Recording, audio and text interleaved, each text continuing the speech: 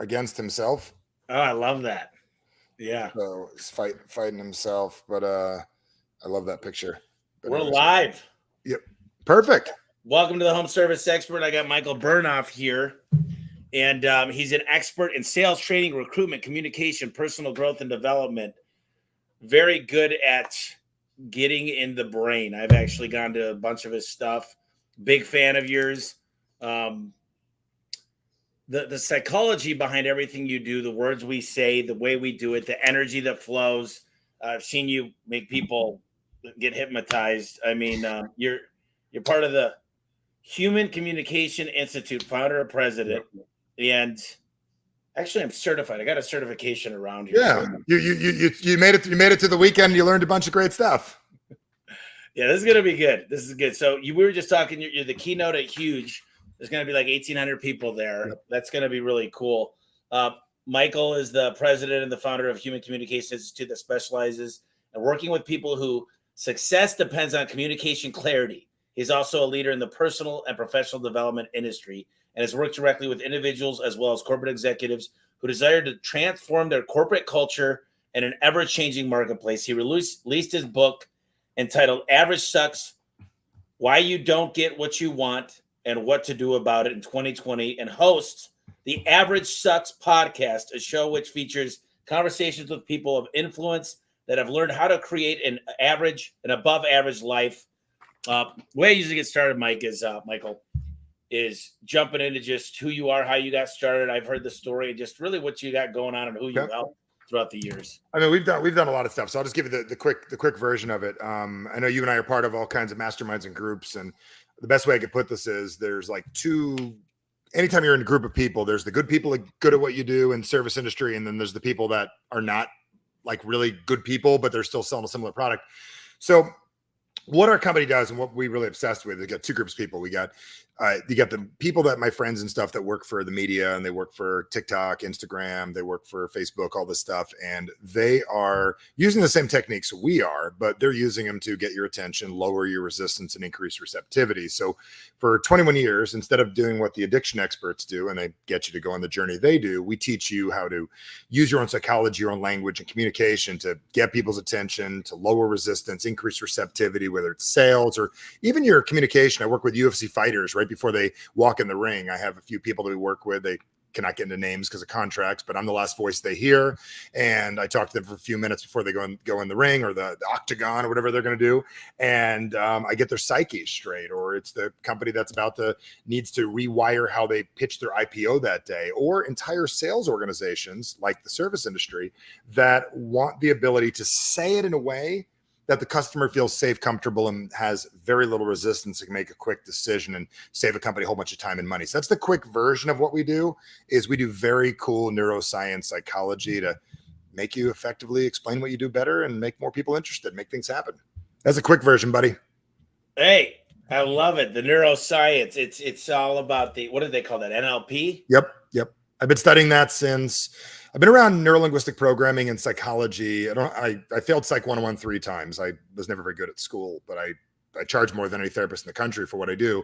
And I've been doing this since 2001. I've been around the use of words to affect the nervous system. And that's where like the slightest shift, like I have things that if you say to your kid, you think it's a good idea to say, but by saying it, you're actually disempowering your child. Or like I've been teaching this lately, like everyone in the service industry, I'm going to give you like a set of lines that you could say, especially with your industry, that if you said these like 2 sentences at the beginning, you literally induce a drug inside of somebody to empower themselves to make a quick decision and feel good about what they do. So I will gladly just give nuggets like that away today. But at the end of the day, like I definitely am a drug dealer. Like I am literally like you are, like getting the right drugs at the right time in someone's brain so they're empowered or make a decision or they feel good or they feel connected. We're all releasing drugs, but are you doing one that scares people? Are you doing one that makes someone feel good or makes somebody feel like they can make a decision? And very few people understand this, and I can teach it in a short period of time. Yeah, the deal is I go by the 96-4 rule. I don't know if that's still what it is, but 96% of communication and 4% is the words we say. But we've got a whole board that we train on. Never say contract, you say agreement. Never say sign here, you say okay, the paperwork. We never use words. The way we stand, the eye contact, the body language, how to win friends and influence people, when to shut up, actively listening. We go into literally when I have a new group upstairs that's just started. And I said, guys, you're not going to learn a whole lot about fixing garage doors here. I'm going to show you how to fix a garage door. That's the easy part. The hard part is eye contact, what to say, when to say it, when to back up. And I'll tell you what, I've not near as studied the psychology side, but I've studied a lot of body language, and I'm just fascinated by what you can do when you do it right. But the biggest thing I say, listen, you will believe in my products. I promise you that, because there's nothing better. I'll prove it to you. You will believe in me. You'll believe in the company. The problem I can't do is make you believe in you. And if you can't look in the mirror and say, I'm a badass and I love myself, and I love me. I said, listen, I'm the baddest ass dude here. And I said, but if you walk in a room and you feel inferior and you can't look at yourself, and you walk out of your house and you got this baggage and you got, these bad people in your inner circle, you live in a cage. And that's the hardest part, is me breaking them free, because human beings go through a lot of stuff. And as long as they're good with themselves, the rest is easy. Easy. Yeah, that's a big piece of puzzle. So like, I'll give an example. It's amazing. So we've got these 2 drugs that we sell, especially in the service industry. We sell people something better. Like we sell them a dopamine hit, like, oh, you could do this and you could feel good. Like some people do windows and stuff, or maybe in your industry, you're putting new doors on, right? Because you'll put like, oh my God, you'll feel good. And they get a high for like a couple of minutes, or you make them scared out of their mind. And they're like, if you don't fix this now, 3 people could die. Does that make sense? And this is where most people in the industry end.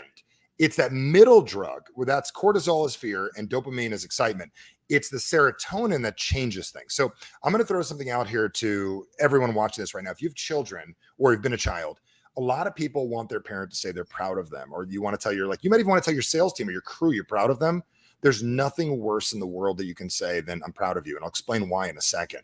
Because if you tell your kid or your sales team, dude, I'm proud of you, man, you did good numbers this month. It's like Pavlov. I'm getting you, I'm doing that to you. And then you need me to come back and keep on reminding you. Let me give you a different perspective. So in Tommy, instead of saying, dude, I'm proud of you, how does this fit? Tommy, you should be proud of yourself for what you built. So what's funny is you get the smirk on your face. And what's funny is when you say to somebody, you should be proud of yourself for working hard and getting good grades, you give the power to them. Because the reason we keep it to ourselves, it's called serotonin. When somebody, so let's just say you set an appointment, right? And let's say you walk in, you're doing a service appointment, you walk in, you're meeting the first time. Imagine saying this, Tommy, I just want to commend you in advance for even booking this appointment. Very few people wait a lot longer until things get bad. Having the courage to call us and even have this conversation, it says a lot about how you live. So great work. What's amazing is commending somebody for doing something empowers them, and then they can decide.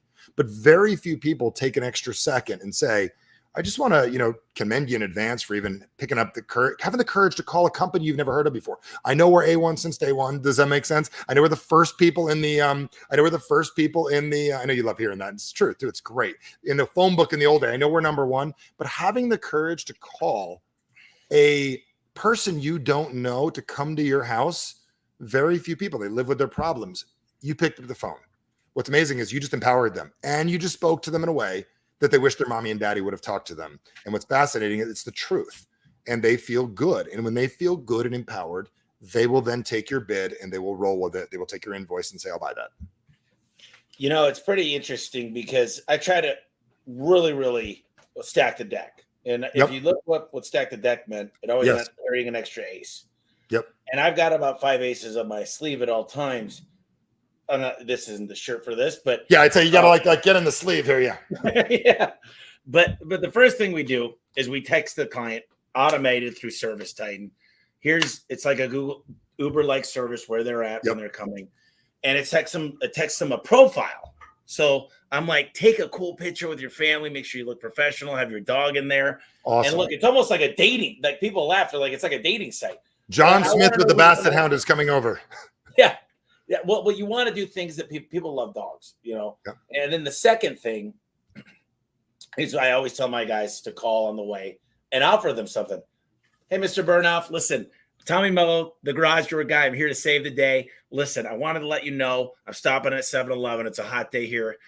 I'm going to grab a Gatorade. Is there anything I can grab for you? It's awesome. Now, here's the deal. I like to assume too sometimes, and I've tried this, and I don't know which way to go. You'll know better. But I either say, listen, don't make me guess because I doubt you like green Gatorade, because I'm going to bring you something because I'm trying to get, Robert Cialdini, the law of reciprocity. Yep. Here's my college professor. What's that? Here's my college professor. That's awesome. I got some stuff going on back here with the dumps. But, reciprocity, and then and you might not like this because I think I'm getting the wrong drug, but I don't lie to my clients, but I say, listen, doors are 6 months out. The prices are going up. Interest rates are going up on the financing. If we don't do this today, and that's the scarcity. I love listening. And then there's the liking principle. You buy things from people you like. And so I try to do as many of those things. I got the old textbook on the shelf right over there. But I try to really focus on those principles. And the words matter too, is like, we try to do it to where, a door could go anywhere 20, 30 grand, depending on what you want. Because when I come at 7, they're like, hell yeah. But if I said 7,000 to 2,000, what are they thinking? Yep. So if I say 30, just like he says in the book, if you want your kids to clean their room, tell them you got to clean the whole house. Yeah, I love it. What I'd add to that, what's interesting is I love you. You are such an implementer, and I got to tell you, you are. And this is one thing. If everyone watching this right now, if you don't know much about Tommy, why he does this, literally, he's bringing when he shows up at events and he goes to things, he's bringing you with him. He's like, how do I give this to our people immediately? Like your implementation and your ability to share is incredible. The piece of the puzzle I'd add is like, it's doors are 6 months out, and this is where oxytocin comes in the connection. But what we do here is we like to make certain you have all the information. What we do here, when you say we, is make sure you have all the information so you can make an empowered decision. So empowered decision is the cortisol. I mean, forgive me. The empowered decision is the serotonin, the feeling you get like you can decide. You're in control. But then when you say we, when you're offering the green Gatorade and you bring the orange, oh my God, that is so nice. That's what our company is about. We work with your family to not just fix your door, to make your day better. Do you know what I'm saying? So if we can do something to make your day better, we work with you. Oxytocin is what people lost in 2020 when they did everything on Zoom and they didn't get to hold anyone, hug anyone, or really give gifts to each other at the same level. So we want to make sure the we comes out. So to add to it, when you do that, when you show up with the orange Gatorade, that is so thoughtful. We are not a garage door company. We are not a window washing company. We are a company that is dedicated to work with your family to make your home run better. We work with you. Your home should work great. We work with you. What's fascinating is when you stop saying you're a garage door company and we work with you to make your home better, you now became more valuable. So I say I would say from our trademark on the side of our trucks, we're a garage door company. Really, we're a relationship-based company that works directly with you to make certain your house runs safely and effectively. Now you just did what's called ancillary benefit. You just offered something greater. And I want to be one phone call away so you have to worry less about what's going on and you never have to understand your garage door. That's our job to understand it so you can enjoy your family. That's strong, man. I love this stuff. I just love getting bullets. I'm just collecting them over this. You got somebody had like a 50 cal. You got like all these 50 cals just sitting around. Rattling gun. Joe Crisara is a record setter in the HVAC industry, and he went out and started coaching. And he said, what he's learned to do is ask you what your career is. And oh my God, you're a teacher. You're giving back to this community. Well, it's so great to have somebody like you. You mind if I take a selfie with you? I respect what you do. But he's like, here's the secret sauce. It's find out their wants and needs. And what happens is I want to make sure that I got a safe garage door for when I go to my hospital visits. I need to be able to leave on time. So he calls his estimates. He gives it 1 through 5 star or whatever. Then he says, this is my get you to the hospital safe bid. This is the one. This is the one that's going to make sure that you make it to the hospital every time on time. And I love how and then you have to take that one, right? He calls it what they wanted. He puts in there, he calls the bid that he thinks. And here's the deal for me. If you tell me, Tommy, I'm probably here for another year. I'm building a house right now. I want to make sure I can sell it, and I'm selling a quality product when I sell the home, but I'm not looking for my lifetime door. It's not fair for me to offer you the A1 package because I don't think that's what I would offer my mom in that case. So I try to make sure that my my guys and my coworkers are offering the things that they feel in their mind are right. I don't care if it's the 30th of the month and you got to make rent. You got to do what's right for the client because we're making friends forever. Yes. So that's big. I mean, so like when I work with real estate agents, one of the things I say is this: I said, we don't want to sell you a house. Real estate, that's not what we do. We help, almost being a coach, to know what you're going to need 10 years from now. So when I bought my house, right around the time you and I met, I had a 1-year-old or 2-year-old when you and I first met. It's been about 10 years. Maya's 10 and Tara's 21, my oldest, right? Our needs changed. So now our garage door needs are different too. Like we have 3 cars coming in and out. So the question is, you might say to someone, I just got to ask you how many kids you got. And they're like, oh, I got 5 kids, right? Okay, 3 kids. How old are they? They're 8. Well, I'm gonna tell you right now, the garage door goes open up and down a couple times. There's only so many times that thing goes up and before we have to change out. What's that thing called? The spring. The spring, right? And I have an A1 sticker at my house from, I don't know if you knew that, but you guys have been there. And what's interesting was the spring has to get changed. So right now, your garage door probably opens 50% of what's going to. In 3 years, you're going to have a teenager. And you remember being a teenager? They came and went. So the kids are going to come, go, friends, in, out, sneaking in at night, doing all that stuff. It's going to go quicker. So we want to buy the garage door now for 20% more to save you down the road or whatever it is. Do you see what I'm saying? So now you're like, whoa, I never thought of that. So, and that's a thing all people go through. Like as your teenagers get older, they drive. These people aren't thinking. They have a 12-year-old. In 5 years, this door will be here. We either put on the regular spring or the one that's appropriate for down the road when your teenagers are coming in and out 3 to 5 times. No one in the industry has ever said it except for people listening right now. One of the things I say, and this is gold, number one, the garage door is the smile of your home. But I say this, Michael, let me ask you this. Are you using this door like your front door? That's great. Because it looks like to me that you're using this every day. And you're probably not using your front door. And I always shake my head because I can tell there's shoes out there. Like I don't go to a crowded garage with a filing cabinet. You're trying to sneak through and say, using this like the front door. But people are like, I swear, this is the crazy thing. Michael, people look at me, they go, how did you know that? We don't even use our front door. And it's like you're Houdini or Nostradamus or something. And then you're gaining points the whole time. And the one thing they're falling in love with you. Oh, that's the key is smile, play with the dog. I talk about these little things. But one of the things I've always talked about is you got to build rapport, right? If you got a Harley in there, we're going to talk about the Harley. And a guy corrected me 2 weeks ago. And we call him the GOAT, the greatest of all time salesperson. His name's Dale. And he said, they're not buying from you. They are, but they're not. They're buying the warranty and the company and the lifetime value of the company. Yes. So when you walk in there as a technician, you say, man, Tommy Mello, this dude cares. You should see he gets us new trucks, whatever, this. And here's the deal about this company. We're enrolled in the Dave Ramsey program. They want us to buy a home. Like, let's put it this way. Mike, I've got an opportunity to work anywhere in the world with garage doors, and I choose this company, and this is why I choose it, and I think you should choose it too. And that's great. Goosebumps, but I feel like that. No, I've never heard. And A, I love the passion, but B, it's the truth. It's like when I got my roof, I could pick the 20 or the 30-year warranty on the roof, right? It's the same kind of thing when I put, or the quality of the roof. When the guy said that to me, he goes, listen, we can offer you both. Our company is based on, we work with people that are looking to make their home more valuable. Does that make sense? We work with a certain type of person. So the fact that you're selling the company, which I love about this, is the trucks and everything. You're supporting, you're supporting the future win, because you're right. They're not just buying a garage door. They're buying, in 2 years, if I need someone to call, there's going to be someone there.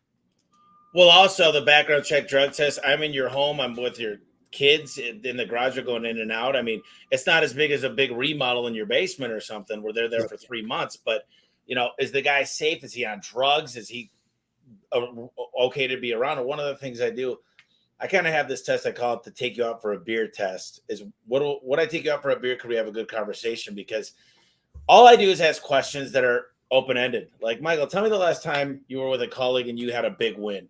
You worked together. And all I'm looking for is a little bit of eye contact and just storytelling. If they got the ability to smile, tell me a story, they've already won. They got the job. Because I'll teach them, but they got to make eye contact, and I got to see them not stutter. They can't be like, I'm like, if you do that in front of me, you're going to do it in front of clients. 100%. How much do you believe in training? Because this is a big topic that I invest a ton. But let me just repeat, it's an investment. But I think training is just role play. Yeah, there's this is where people have it wrong. So like most people, they think training's like school, like they're educational bulimics. They go to an event, they learn Spanish like we all learned, or French in school, and they puke it out at the end of the test. They get rid of it.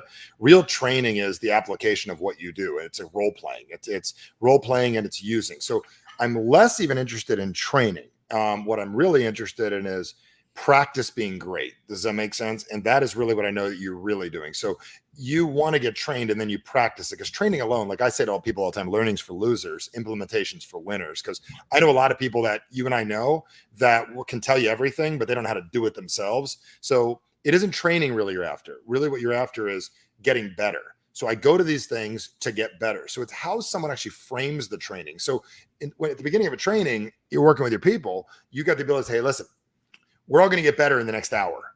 Not you're going to learn something. We're all going to get better than we are right now at the opening line in the next hour. And you're getting them to realize like that's what we're doing. Because training as a part in our brain, like, okay, I got to go through my corporate training. In the next hour, we're going to do a training. What that means for our company is everyone in this room is going to be better at opening lines, or whatever you want to call it, or prospecting in the next 20 minutes. And you're going to walk away with a few things that you're more comfortable with and that you're better at. So I love training. I mean, I love what the world calls training, but I'm really obsessed with implementation.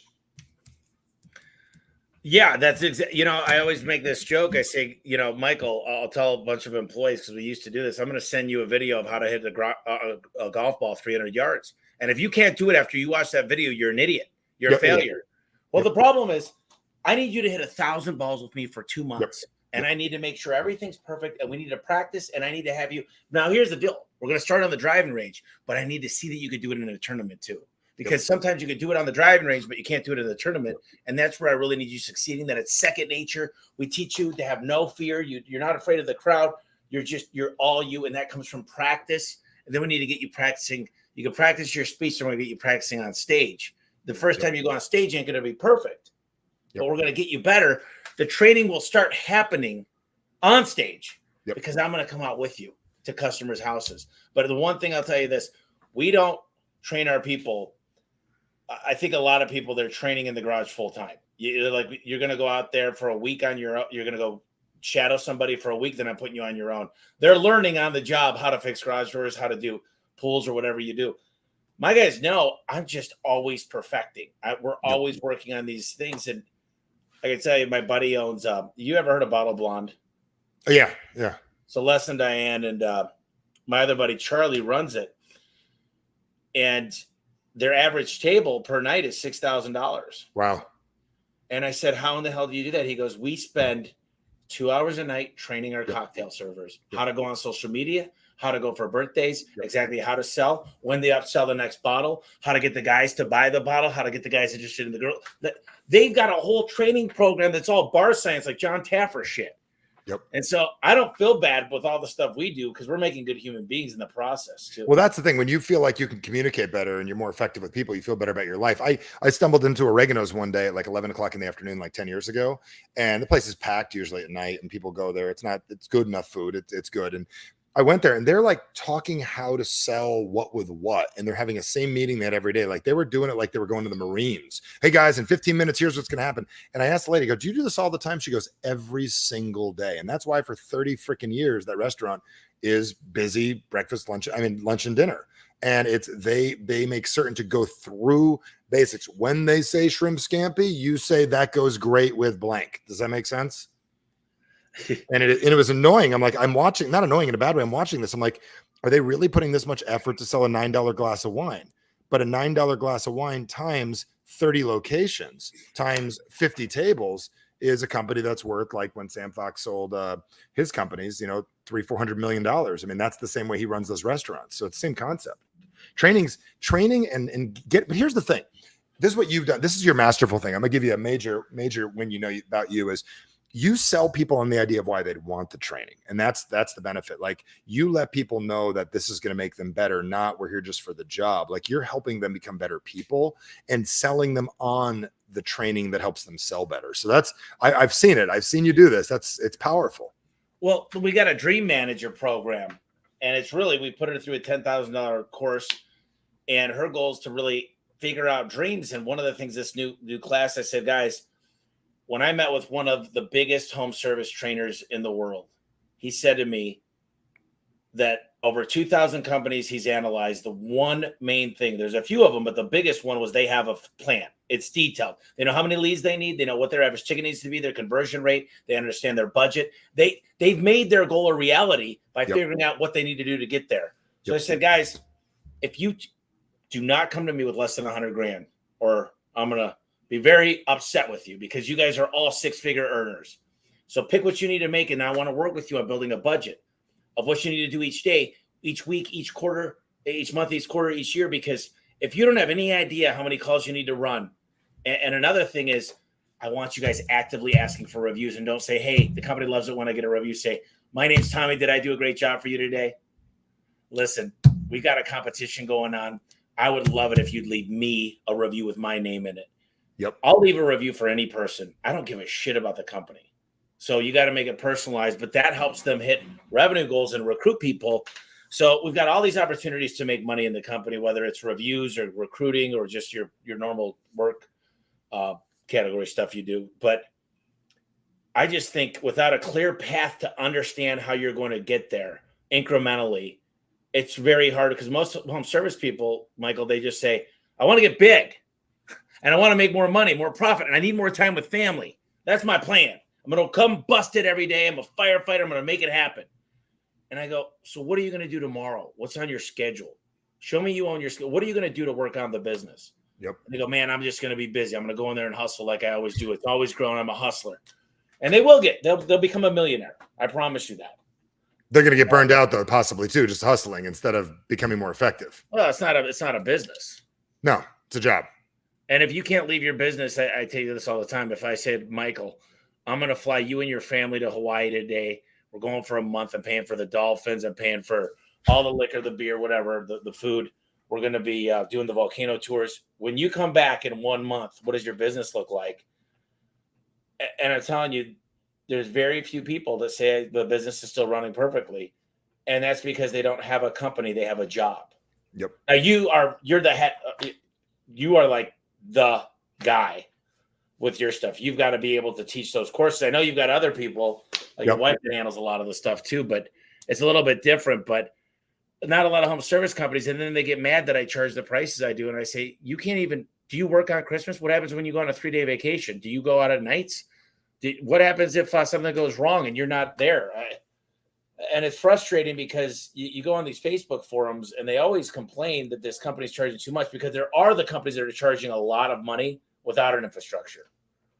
But it's just it's interesting. I think that's our natural tendency, especially entrepreneurs. Like, we become stubborn. We become entrepreneurs because we're stubborn and we're hardworking. We try to figure it out ourselves, and we think that's our solution. Like, my parents always said, work hard and be a good person. That's how you get ahead. And I took advice from a school teacher and an engineer. That's one way to do it. Number two is, I think when you're training, actually, I know when you're training people, one of the things, and you got to say it correctly, is like, it's okay if you're not good at this right away, but in the next couple of weeks, you can be dramatically better. So some of you are going to be naturally good at this. Others of you, it's going to take a couple of minutes, but in 2 weeks from now, after you do this, this is all going to start coming out natural. It's coming out of your mouth. So when you start using this stuff naturally, you're going to get more predictable business, and then you could train other people. So I think one of the reasons we want to do it ourselves, and we want to, like, just can't take a break or whatever it is for reason. And I could take off a couple of years if I wanted to, because our business, we have programs and different things that we've set up that don't require me anymore. And one of the things that I recognize, I think we want all the kudos, that we want to be the only one that can do it. So I think if you've got a crew of people, having the belief that you're the best and nobody can be better automatically kills your ability to get a lifestyle. And I think you're going to say, you know what I'm doing? I'm very interested in finding some people that are even better than me at certain things. Doesn't mean you're not going to be good, but I mean, you'd love it, Tommy. If you found 5 people that were better at sales than you, would you love that? All day long. The thing is, for me, is I've always focused on hiring somebody that's better, especially when it comes to like a CFO, like getting the right people. Right now, I feel like I'm less involved than I've ever been. And it's scary to a certain, because I still want to be valued, but there's a great book by Jim Collins, Built to Last. That's a great book. And it's all about making sure you're hiring people that if it's all relying on 1, 2, 3, 5 people, when they leave, it's over. So that's not a great company. That's not a great mindset. The mindset should be, I built a legacy company that's going to be so good. I'm going to leave it better than when I found it, better than when I founded it. And it's tough because you're going, oh my God, they don't need me anymore. It's kind of, it's like they're making decisions, and do I agree with them? And then you get mad, and because I'm going through this shit right now. Tell me more. What's that? Tell me more. I love this. Well, I'm like thinking to myself, okay, let me give you an example. We're in the middle of an LOI, buying a company. Yep. And we haven't done, we got this huge 500 checklist that we check out when we do a purchase. And I said, how much money are we going to gain when we get our parts? Like our parts cost, because we're a national buyer. We got a much better rate on parts. And they said, well, we haven't got into that. And we're closing in 2 weeks. And I said, okay. I said, this is important. And I would have thought with our financial team, the size it is, the due diligence period we had, that we would have been able to see this stuff. But also I said, we're 90% there as we do more of these and we continue to do more. I just don't want to not keep making these mistakes. So all I ask is that you build this into the system. Yesterday, Bree, my girlfriend, texted me because she gave me the wrong location. We made a mistake together. And, I'm just going to be an open book here. And those of you listening that know me, we got a great relationship. I love her to death. But I'll just tell you guys, there are times in a relationship when you work with somebody, and she said, I guess, I guess I'm a F up. She said, sorry, I'm such an F up or whatever, because we were talking about this. Because I said, can we start doing confirmations? Because I don't want to keep going to the wrong places. And I said, the definition of insanity is continue to do the same things over and over and making the same mistakes. We need to do better at the systems to make sure this doesn't happen again. Every time you screw up, you can't say, I'm sorry, I'm a screw up. Can we try some different systems? I'm not mad at you. The thing is that's a tough one, because I'm not mad at her about anything. I'm just like, what do you do after the third time when you keep doing it? I don't know. It's a weird. You had a good response. You had a good response there to her when she says I'm a screw up. You could say there definitely could be an answer to this, and we can go with that. So when somebody, you ever had anybody complain about something? Oh yeah. So when she complains or says that, I call it a complaint. You can say, I can join you and I could jump on this bandwagon that you're a screw up, or we can come up with a solution and do better next time. So when you offer people, you offer them a way out. So that's just a natural response mechanism that she has, and she created when she was a kid. I mean, we're going to both get in trouble for having this conversation right now. But the point is, we all do that. We all do, like our kids do that. Like, oh, I'm just a screw up. It's just to get someone to say, no, you're not. It's a way of getting love back into our lives or whatever it is. So response, if someone's like, you know what, nobody ever treats me well. Like let's say somebody calls your customer service office, right? And they start complaining and they're like, you don't get it, man. This person did this and they came over and they smelled like smoke and this and that, or they got, no, your company would never have that. You could say, listen, I hear what you're saying. I could join you in the complaining because I'd be mad also. Like I could jump on the complaining with you, or we can come up with a solution to get your garage door back up and running. You just tell me what you want, how you want me to spend my time. Do you want me to join you in the complaint, or do you want to come up with a solution? You just gave them the control back, because all they felt was they're out of control at that moment. So that little technique is huge that you can use. I don't know how we got there to that, but that little diffuser. Oh, I like that. No, I did. This stuff is actually actionable. A lot of the things that I'm talking about, I think a lot about these things and how we deal with people. I was going to tell you something else, but I lost it. It was about you'll find it. Well, a lot of times with customers, I diffuse them. I tell them I'm the owner of the company because they want the command. They want to know they're dealing with the top. And then I say, and I'm telling you, I've had people sit in front of me and watch me do it. And they've said this customer's called 10 times their irate. And I say, Michael, I realize we wasted your time. I'm the owner of the company. I want to hear exactly what's going on. And I want to tell you up front that I'm embarrassed at the situation and I want to hear all about it. And then I literally put my phone on mute and put it on speaker. And we sit here. And 10 minutes later, I'm like, oh my gosh, listen, here's what I'd like to do. Your time's important to me.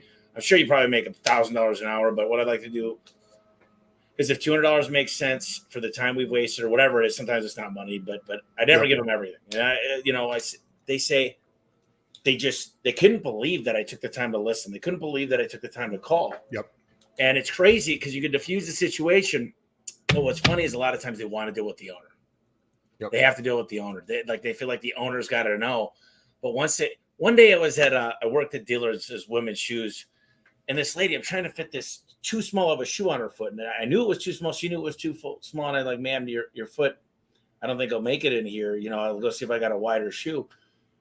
And she said, I don't think Mr. Dillard would like your attitude. And I said, what would Mr. Dillard say to me right now? The shoe doesn't fit. What was the response? She was very upset at me. I guess I would be upset if I fit in a shoe 10 years ago or something. I don't know. But those shoes were ruined after she tried to put them on. But, you know, what are you supposed to do? I mean, I guess we have a certain policy there. This was in my early 20s, so this is a long time. But you learn, and a lot of people don't know that, like, we learn in these interesting environments like shoes and stuff like that. It's the people business. Everyone needs to experience getting out there, like our kids and stuff. We need to get people out as quickly as you can into sales environments, because you're going to need that stuff later in life. Like, it's most people don't know about your shoe background. I didn't know about that. That's fascinating. Which one did you work at? The dealers in Chandler. So I worked at the Cheesecake Factory, the Cheesecake Factory. I worked at PF Chang's. In Chandler? Dillard's. All in Chandler. I opened up the mall with the Cheesecake Factory as a busboy. Wow. So, yeah. And then you learn people. And with that menu, you still can't keep people happy with 7 million items on it. Can I change this? Can I do that? People, a lot of times, they want to be right. And we got to let them be right sometimes. We also got to make them wrong sometimes. Let me ask you this question. What is the response that your company has to when somebody says, how much is it? So if you're on the phone, the first thing I say is, listen, let me ask you a few questions. Okay. I always say, let me ask you a few questions. Do you know the size of your garage door? Do you know what the insulation is? Yeah. Do you know what the R value is? Do you happen to know the radius of the track? Anybody that's going to go ahead and give you a price over the phone without coming out there, it's like diagnosing your car over the phone when you got a transmission problem. It's just it's not wise to do. But what I could do is I could stop by. If you like what my guy has to say, we'll be able to do the work right then and there. But if not, send him on his way. But I'll tell you what, Michael, we're going to do whatever it takes to try to earn your business. Apples to apples, we guarantee to be the best value. I love it.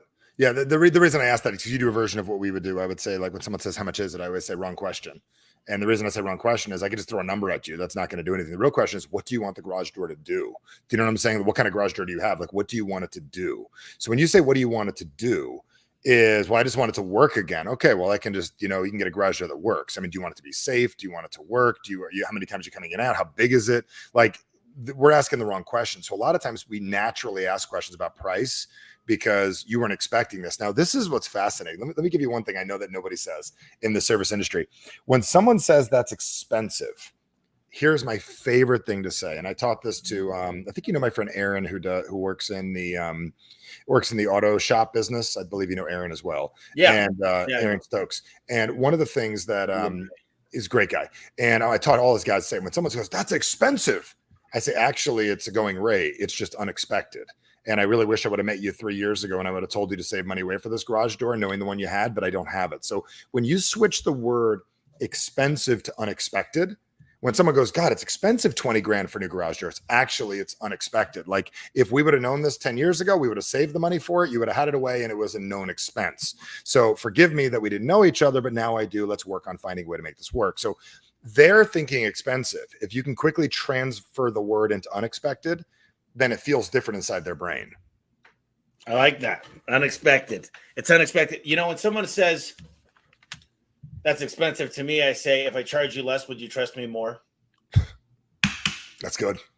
It's really good. You and I should just go out. You and I should just hit the streets one day and just sell shit. It'd be hilarious. We should just walk into stores. Like, we pretend. When I was a kid, my parents left me at the mall because I got left at Sears when I was a kid. My parents would leave me so they go shopping and leave me with the speakers. And I was just 13 years old. And I was selling Bose speakers and Samsung Hitachi TVs and selling people Ataris and stuff. Like, I didn't know better. It's like I would just practice talking to people. I loved it. It's interesting because I learned a lot in the restaurant industry, but I used to flip Bowflexes. Okay. What I learned is the quick story. I bought Bowflexes. One day I go to Arizona Republic. I see this great infomercial. And I'm like, man, the guy's perfect. He's in shape and he's tan and he got the girl there. And I'm like, I want that. I mean, they spent a lot of money on that infomercial. Yep. So I go on Arizona because I'm too cheap. I mean, it was $2,200 15 years ago. Yep. I mean, literally, I'm 39. So I'm talking 19 years ago. I go in Arizona Republic and I find one. I call the guy right then and there. The Sunday paper, I call him. He goes, dude, you're the fifth one to call. The first guy came and already picked it up. And my roommate hears me and he goes, "Have you ever heard of that site called Craigslist?" And I go, "Yeah." I mean, this was like when Craigslist first came out. Like literally, I never heard of it. And so I go online. I don't even know if I was using AOL or whatnot. But I go on Craigslist and I found 4 of them. I buy all of them. And I clean them all up. And I got a whole routine I do. When the father and son would come by, I say, "This is my routine." But I put an endless ad in Arizona Republic for the next 3 years. Wow. After year 1, I started doing total gyms. Anything they could sell on TV, I'd buy on Craigslist and sell in the Arizona Republic. And it was a different merchant. It's a different buyer. You got a lot of people that never heard of Craigslist for years and years and years, but they knew the Arizona Republic. So it was an affluent buyer that wanted to pay full price. They didn't haggle with me. Certain times they would, but if I and they wanted it now, they knew they could pick it up today. Well, plus they were like, you know, an infomercial sold them. They didn't want to pay $2,500, but the thing is, for me, is I'm like, I could deliver it because I was going and picking them up all day every week. And then once I saw Chuck Norris and he's like, "This is what gets me my strength. I'm 80 years old." I was like, I need that damn total gym. So I realized anything I could find on an infomercial that sold, if I could get it used, I could sell it in a different marketplace. So it's already pre-sold. Oh, it was crazy. I sold hundreds and hundreds of Bowflexes, probably 150 total gyms. That's amazing. It makes a lot of sense because I think about the two. I've seen that. And then 2 reasons. One, people are going, "Where else can I get one of these?" And also they don't want to wait 3 to 5 weeks. And they know they're already thinking to themselves, "I may not follow through and use this. So why would I pay full price?" Someone else maybe didn't follow through either. I love this stuff. I want to go into some psychology. Yeah, get it. You know, I bought your CDs. Yep. Wow, CDs. That's old school. I haven't had the CD player in a while, so it's been a while since we're digital now. I'll get a hold of the company. I'll get you everything on digital so you can have it on digital. I would love that. Because I was thinking I think I might have them down somewhere here. You got to find a CD player. Even my new car, I got my new Escalade coming tomorrow, and it's like they're like, "No more CD player." I'm like, "No more CD player," because I have a 2020 and still has a CD player in it. So yeah. Oh no, my last truck did. I miss the CD world. I still like my old Jim Rohn audios and like put my own CDs. I wish I could have a tape deck. You know, Jim Rohn is the man. I've been listening. That was my mentor right there, buddy. Stuff. Right there. That right there. That was the guy right there. Jim Rohn took me under his wing when I was right there when I was 19 years old. Yeah, dude, that's it.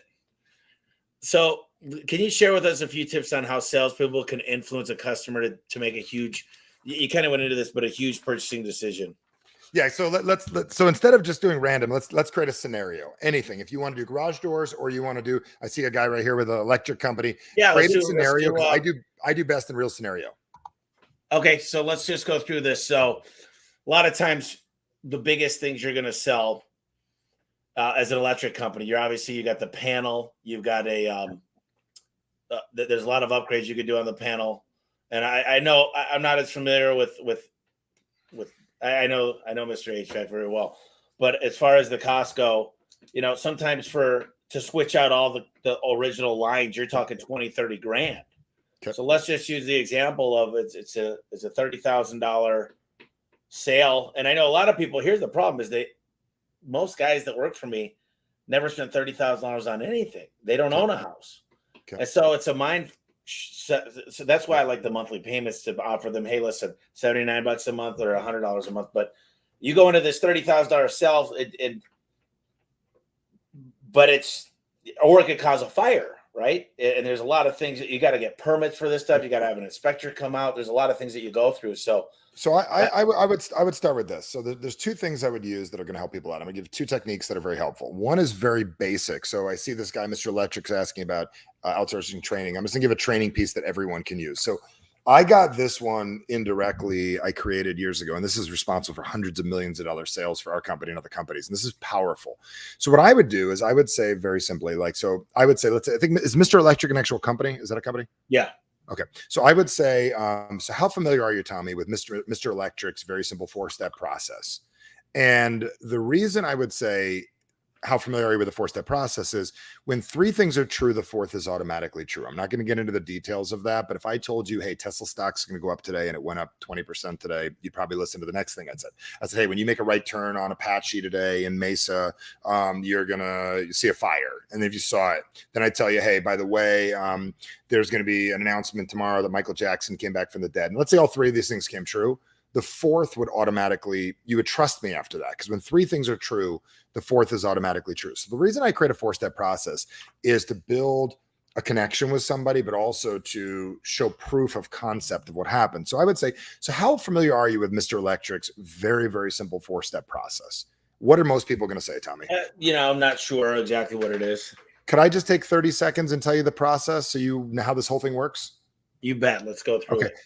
Now you feel like you're in control, even though I wrote the contract. So you know that if you're buying this company, you should probably write the contract, not let them write the contract so you're in control. So then I'd say the first step is we are a relationship-based company, and we make certain that we want to work directly with you and your home and your family to put only things in here that are going to work long-term, because we're doing this for a while. So first step is I need to make sure we get along. I want to talk to you for a couple minutes and find out, like, just we have to connect because this is an important decision you're making.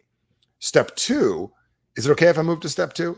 Oh, absolutely. Now, what's funny is you think you're in control. You're not. Does that make sense? I am. Step 2 is I want to find out exactly what you're looking for, because there's 1,000 options that you can pick, and we need to think about the one that's best long-term for this home, whether you're planning on being here long-term or not. Step 3 is I'm going to show you what we have. And step 4, you can pick what's best for you. The reason I'm doing this is I'm laying out for you that I'm going to sell you. And I'm also telling you in advance that you're in control, and I'm telling you what's going to happen next. So the predictability of what's going to happen. Then I also want to tell you that a lot of people go into a home, and then I'd go through the steps and blah, blah, blah, but I can cover that later. The biggest thing, can I give you the biggest piece of advice that I learned in the garage door business? Or can I give you the biggest piece of advice that I learned in the electric business? And they're going to say, yeah, it's the difference between two very important things. How you look at our transaction today is important. So my mentor, Tommy Mello, taught me. So I would say this if I was your people, right? The difference between a purchase and an investment. An investment conversation is different than a purchase decision. So if you just want to talk price and we're just going to get a Band-Aid on this thing, that is very different than working together to make your home more valuable long-term.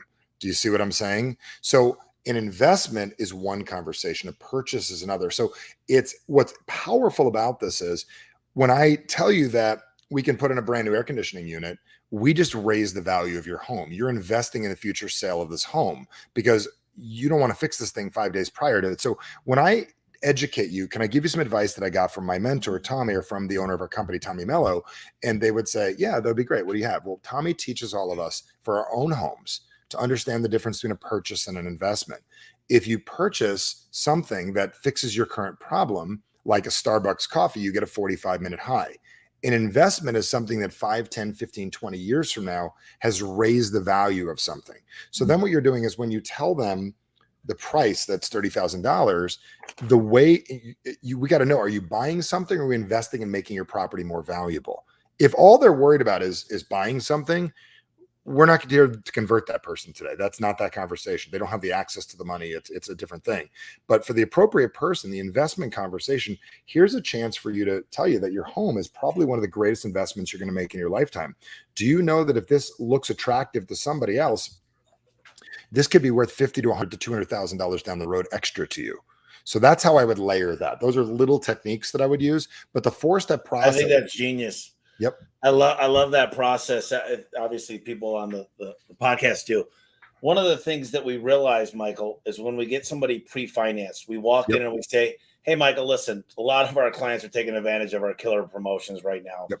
It's literally with interest rates going through the roof right now, inflation up. Let's just use A1's money, see what you qualify for. It's not a hard credit pull. It takes a couple seconds. Let's just see. And if we get that pre-financed, I'll just tell you this, the money just went out the window. And all of a sudden you say, listen, you don't have to start payments for 6 months. I got you at a lower rate. Credit cards, they're what, 22% these days? I got you locked in at 8.99. It's unheard of. Yep. Let's just use the company's money while they were in this inflationary period. But you go up, our conversion rate is over 80% when it's pre-financed. But the problem is a lot of people they don't want to fill. If I said, Michael, you look like a guy that could use some financing, you go, am I broke? Dude, you think I'm broke? So you got to put it in the right context. And it's funny because we have. So how familiar are you with our company? How familiar with are you with our company's current our company decided to do something really crazy over the last couple of years. They're doing something almost ridiculous right now that even the smartest people, I got multi-million-dollar homes that are taking advantage of this right now. And they found the ability to create their own financial program where they're taking advantage of tax loops and savings and different types of things right now that they're just turning it over to the customer. So they would love for you to be able to get what you want now and not have to wait. So the way our financial program works, it's not for everyone, because there's certain people that'll just pay cash for things, right? But for people that are super smart financially, they know, like a mortgage, pay attention, like a mortgage, okay, they know they can get more and down the road sell it for more. So here's an opportunity for you to not come out of pocket for anything. Take Disney, do to do, and let A1 cover the interest for you. So that's the exciting part. Oh no, it's all in how the words you say matter and the confidence level, and if you believe in it. Because I find that my top guys, they don't use the word hundreds. They say, "Hey, it's 4126," and they make that eye contact. They're not afraid of that number. They're not afraid of 78-32. I watched him, Luco, make a $40,000 door sale. He said 4386. Do you want to get this done this next week or what? And I'm telling you, it's no fear. They don't use the word hundreds or thousands. They don't say $43,286.73 because that's scary. And it's 4326. Yeah. So those are little things. And then I met this guy. He's the #1 sales trainer for real estate agents that do flips. So motivated sellers, right? So I've got another company that we sell motivated seller leads. So the goal is they want to sell their house for cash. They want to sell quick, right? Obviously, they know they're not going to get full market. Now with a couple different companies are paying full market pricing. But you get the appointment and he sits down. He goes, your #1 goal, what do you think most people say the minute they call him is how much you're looking for? He goes, wrong. Never say that. He goes, your job is to get out to the home and sit down with them. And then after you get done talking to them, you let them do all the talking. You diagnose the person before the problem, right? And they say, listen, I want to sell my house and I want 20% more than the home value is even worth, because I've seen something on Zillow. Jim said to me, he goes, here's what you do. You look at them and smile. And you say, okay, let's just do that then. Because you're just getting them. So I got 1 through 6 star, basically. The A1 package is my 6 star. And so I go down and I'm like, well, listen, we've got other options here. You know, you wanted a 4 star. Let me see if I can get you into that 4 star with some of the attributes you wanted in the package, but we'll go down to a 3 star and I might be able to get you the other upgrades. Yep. But that way, when you give people options, what I want them to do is make a buying decision on me. Then we'll decide what product they're going to get. And so part of my 8-step sales process is get the work started. If you call me out for a keypad and I look at anything else but the keypad, you'd be like if I went for an oil change and the guy popped my hood and started looking at the radiator, I'm like, dude, I just asked you for an oil change. Like, what? It just seems like nobody. No, I think this is the biggest mistake is people just make themselves in and they go, oh, I found all these other things. And you might believe that person, but you're like, okay, can you just leave me an estimate? I wasn't planning on spending that today. And then you go shop it. I think that's a mistake. Let's go through some. You know what's interesting about the keypad one? This is a great one that everybody needs to use, especially how fear-based people are. How often do you change that code? You should ask that question to people, because if you're like, I want to show you how to simply change that now, because if it's been a year or two, you should probably change it every couple of months, and I'll let you pick what it is and help them do it, because it's annoying as hell to change that thing. People know it's annoying. And the vehicles are hard too. If all of your people said like, hey, how often do you change it? It's probably a good idea to change that about every year. Has it been at least here? You and I know it's been 10 years, right? Yeah. But if they ask that, you just became more valuable. You care about the safety of their home now. I love this stuff, man. I love the psychology of all this stuff. So when you're dealing with an employee, one of the things I heard Simon Sinek said is a lot of times we go through this, they come in and you say, hey, we're going through a performance improvement plan this week. You're not hitting your KPIs. We need you to work harder. We need to train you better. Where Simon Sinek says, hey, come here for a minute. Listen, give me a hug. Listen, I noticed your numbers just aren't really know where they are. What's going on with you? Is everything good at home? Because you had a sharp decline, and I just want to make sure. It's this empathy. Yep. I don't know how, like my whole deal of how I deal with negative employees is I have them present to me their KPIs, and then I know their dreams and their goals. So then I could say, Michael, you told me you want to take your wife on an amazing 10-year anniversary. Now listen, I want that more than anything. I love your wife, and she's going to dig it, but right now we're not hitting these goals. So I kind of turn it back on them with their dreams and their goals But what do you find is the best way to communicate with somebody that's not exactly hitting their key performance indicators or just their potential? Yeah. So if someone's not hitting the potential, one of the things you could sit down and go, listen, here's the deal. Sometimes things take people longer to get to, and that's okay, but we want to help you get there as quicker as possible. So here's my question. Are you open to having an ally, somebody? I don't know if you knew this, that I think about you helping you get what you want as much as you do. So I go to bed at night, and I don't know if my wife likes it or not, but I bring you with me because I want to make certain that I have your dreams on my mind. It's the truth. I'm always thinking about my team, making their lives better. So when you do better, not only does a company do better, we're able to grow more. So are you cool with even becoming a bigger ally to get what you want? I'm not going to do the work for you, but I want to help you with this. So here's my question. Let's switch roles here for a minute. What advice would you give you? And what do you think the best thing that you would be doing? If we switch roles right now and you're now Tommy, okay, and I'm you, what would you recommend that I do? And you can't say work harder. You can't say be a better person. What could we do? So the reason I know this one works is I taught something like that recently, and a mom just decided to use it with her kids. And she walked up to a kid that was addicted to YouTube or sitting there all day. And here's what she said. She walked up to her child and goes, let me ask you a question. Is what you're doing right now the best thing for your mind? 3 minutes later, the kid was outside playing at soccer outside with a friend. So let me ask you a question. Do you think that what you're currently doing is the best thing for your goal, or is it a thing? No, I think it's just a thing. So how about we work together and just kind of soup it up a little bit? Because you're not off track. You're on track. We're just not getting there as quick as you want to get there. So let's work on getting there quicker. Because if they think they're off track, they're fucked. Does that make sense? We got a real problem. Yeah. So you want to tell them they think they're off track. Oh my God, I'm off track. I'm going to get fired. Listen, you're not off track. You're on track. It's just taking you longer than it should, because I don't know if anybody told you this really recently. You're very talented, and we only have people around. So one thing about me, Tommy, whether you know it or not, is I would say if I stopped talking to you, I'd be very, very concerned. And the fact that we're having this conversation means I care. I stop talking to you, we're done. Does that make sense? It's over. But the fact that we're sitting here right now, this is the powerful stuff. It's like we're not avoiding the conversation. Yes, you are the man. Michael is the man. He can sell anything. I want to talk about Selling Average Sucks because the hardcover is available for $23.17 on Amazon. Tell us a little bit about the book and why people should get it. You know, I want to talk to you too a little bit later. I know we're doing a podcast on yours, but there's a couple opportunities. It's been a while since we talked. We got to get together. Yeah, no, I'm gonna have you on our show, and I'd love to talk about how you built this business and everything. And because we got the sales conversation here, I'd love to hear. A lot of people want to hear how you did what you did, and I'd love to share with people the mindset and everything, and just pick your brain and maybe find things in there that you didn't even know were there, which is powerful. Some of the stuff we're not going to tell anybody about. No. I you know, here's what I found. I've been listening to. Do you got a couple of minutes, or you got to hard stop? Alex, I got about 5 more minutes. Alex Hormozy was like, he's smart. All he does is tell stories about Grant Cardone told me this, and this billionaire told me this, and all. So one of the things that I've realized that I do is I'll tell everybody everything. Like there's no secrets. You come here, I'll show you my CRM. I'll show you. I can't give you my manuals because I bought those from Al Levy. They're his intellectual property, but you could buy them at a discount from us. But overall, I'll give you the shirt off my back. And what I learned is that's just a natural thing for me.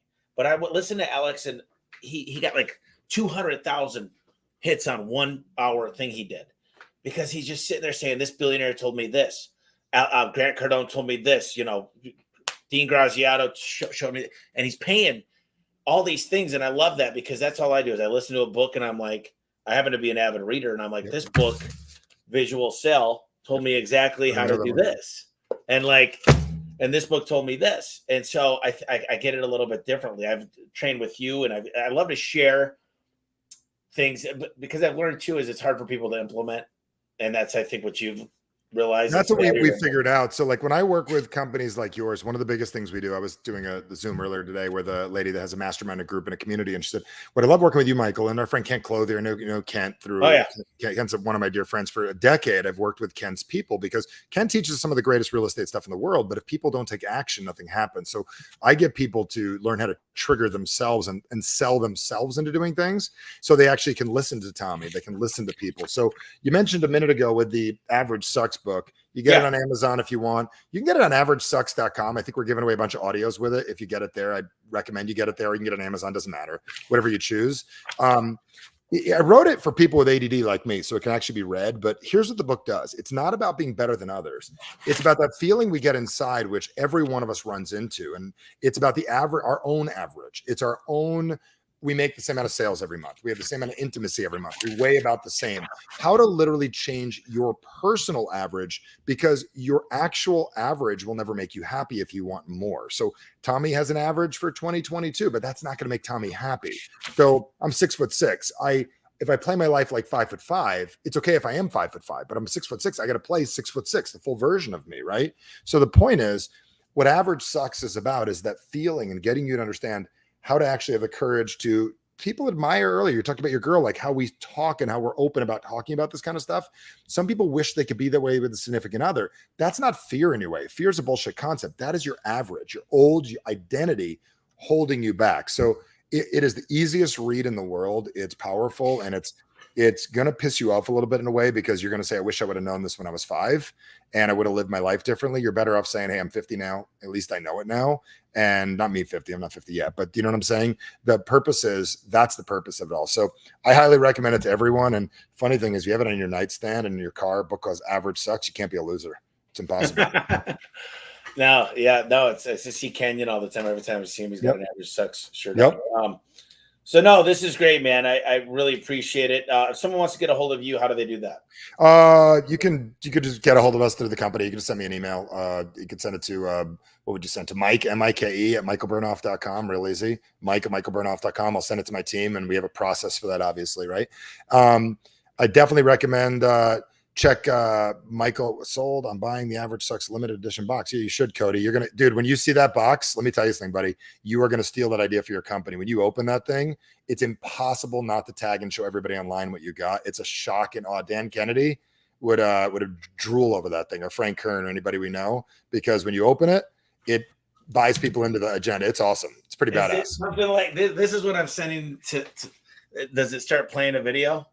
No, what it does is that I'm buying the limited editions. Yeah. So what happens, you open up the box, and the box talks to you, and it's got really cool stuff in it, and it's things you'd want. So you open up the box, and when you open it up, the box actually has words written inside of it, and you're not here to be like everyone else. And it's got the book. It's a signed copy of the book, and it's got a water bottle that's also like a lantern that you use. It's stuff you can't throw away, stuff you'd want. So it's pretty impressive, and it's great marketing.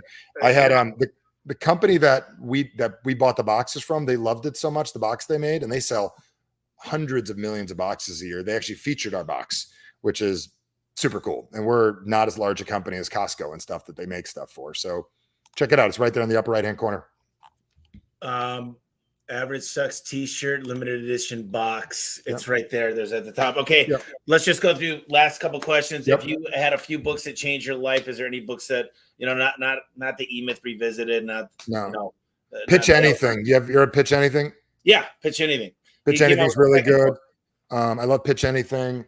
A lot of the books that I read are so weird and good weird. Like I read like books like that are old NLP books that I've read that are just like mind blowing, that are, I don't usually send people in that direction, but I will tell you some of the biggest books that I've read that were big back in the day, if I go back to old school, was The Greatest Miracle in the World.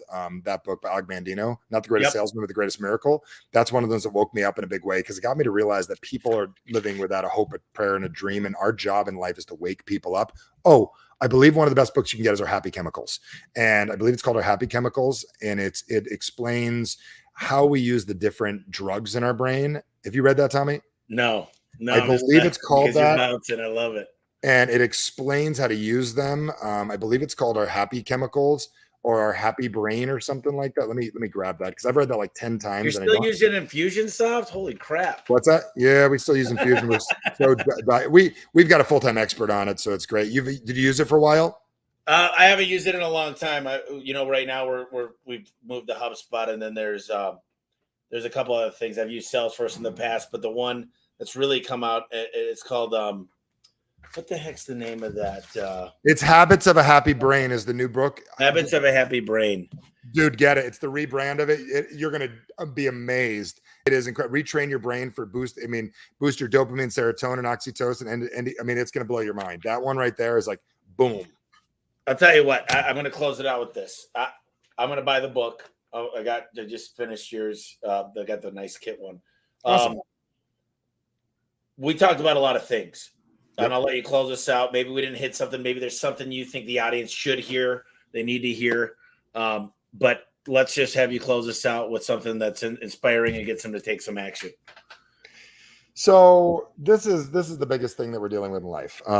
Most of the reasons we do the things that we do, and this comes right out of the book, but it's important to understand. Most people do the things that we do because the majority of our goals and ideas are outdated information, which means that your drive, your desires, your dreams were all designed when you had a problem one day that you wanted to solve. So we identify as somebody that wants things that were a long time ago. So I think one of the biggest ideas that you can do, and my buddy Brad Costanzo had me on a show once. Did you know Brad? Brad had me in a show, and super cool guy. He worked with Jesse Itzler at the beginning to get his brand off the ground, which is awesome. And one of the things that I said to him, I said, when is the last time you looked in the mirror and realized how far you've come in life? And I want you to think about this. A lot of us are still trying to fix our 9-year-old self or a 12-year-old self instead of going, what can I'm 44 right now. What can a 44-year-old man do that's done, I don't know, $80, $100 million in sales in our business, that's traveled around the world, that owns real estate, that's done that? What can that guy do? Or maybe what can a 52-year-old woman or man do that's raised 3 kids, that's been through tough stuff, that's made it through a divorce? What can that person do? And then really realigning your goals and the things from the person you are, not from the decisions you made a while ago. That was my biggest realization. I went from the only reason that book has 50,000 copies out in the world right now is because I fought it for 10 years, Tommy. I think I was talking about writing that book when I first met you, and I couldn't get it done. And then one day I asked myself that question. What can a 40-year-old guy do that's got a great wife, great family, great kids? What can that guy do? And 3 days later, I asked my wife for help and we got the book done, and it's out in the world. So I think a lot of us are wanting to get rich or make our businesses work based on insecurities and problems from the past or different things that we do. Like I tell everyone, if you haven't taken our call to action program, you definitely want to do that. That telecourse is badass. Everybody should do that. The reason I say that is, if we would just reassess the things we want based on who we are today and stop wanting things you always wanted, you'd be amazed. You might want different things. Like right now, the things I want and the way I want to live is different. So that's my wisdom for all of you. It's like, I guarantee the things you're chasing, the stuff you're after is 10 years old and outdated, and you get it. It's not going to make you happy anyways. Like you get a new car and you're like so proud of your new car. Then you get a little mud on your feet the next day and you got 39 more payments. The question is, what is it you want today as the person you are, not what are you chasing? And you're going to be amazed. You elevate your goals, you elevate your dreams, and you'll get there faster because you are probably living a life that's looking to solve a problem from a decade ago. And it's fascinating how that changes, even in your relationships. So there's your wisdom, Tommy. That's great. No, it's got my brain going. I can't wait to sit down with you in the studio. Yep. Listen, I'll text you here in a little bit. I know you got to run, but thank you for doing this, brother. Thank you. It's an honor, man. It's a privilege. And what you're doing for the world, if you don't get this, folks, he gives a shit. He really cares. And if you don't know Tommy, you never met him face to face, or maybe you're part of the company, you don't have to be like this. He doesn't have to do these things. He's doing it because he's excited about it. It matters, but it's made such a difference in his life. He wants you to experience the same things as well. So whether you're with the company or with another company, and I'm not saying this, he didn't ask me to say this, I see it. And I love being around people that want other people to be better. So, you know, I got kids. I want people like you in this world. So when my kids get older and I'm not here, you've developed other people. So they have great people to be around. So your company, man, A1 is not just about garage doors. It's about developing better human beings for this world. And the world needs this. Hey, man. I love you, buddy. I appreciate you very much. Love you too, man. Let's have fun. And I'll see you in the studio here coming up soon. All right, buddy. Take it easy.